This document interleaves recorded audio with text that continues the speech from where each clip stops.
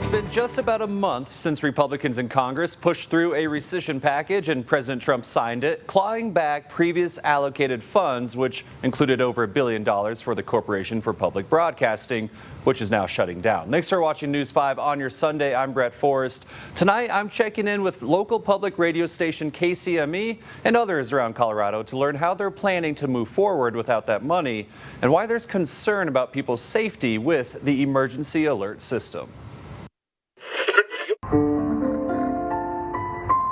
KCME has been providing Colorado Springs with classical music since 1979. I'm Quinn Riley here with you until 4 o'clock.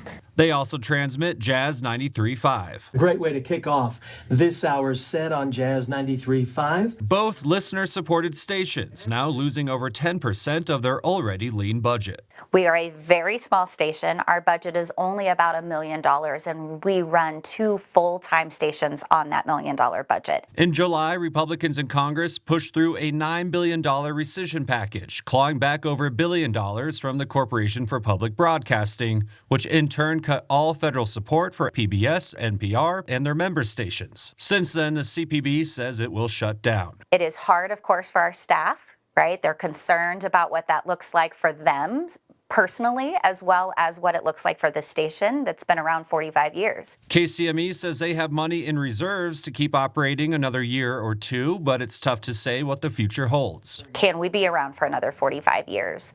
My answer today is yes, but that's going to take a lot of work. They don't plan to let any staff go, telling everyone they're now a fundraiser for the station, saying donors have been calling to step up, with the listening public now more important than ever. We are looking to bring in 100 new sustaining donors, $10 a month as a sustaining member. Everybody is stretched thin right now, and so we can't keep continuing to go over and over to our current donors. They can only give so much.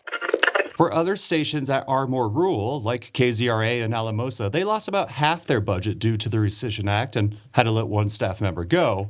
And for Aspen Public Radio, they're concerned about the emergency alert notifications. Right now, the Lee fire is burning within our broadcast footprint. We relied upon to get the word out. If a wildfire is closing down on one of our communities on evacuation orders. For Aspen Public Radio, the city of Aspen and Pitkin County have asked how they might be able to help keep the services going, but other rural stations might not get that support, which could lead to the loss of some emergency alerts. There is just some core infrastructure that has to be purchased, maintained, repaired, improved upon with technology and just modernization. So those things are all things that are very much at risk.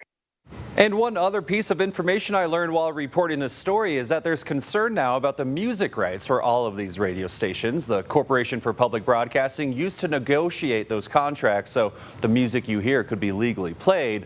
With the CPB now shutting down, they're hoping another organization is able to step in and help with future music licensing agreements.